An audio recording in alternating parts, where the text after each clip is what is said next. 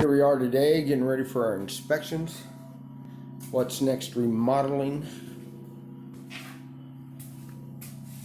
Put it in a standalone tub with a standalone faucet. So it'd be really nice. We got our shower pan full of water, waiting on the inspector.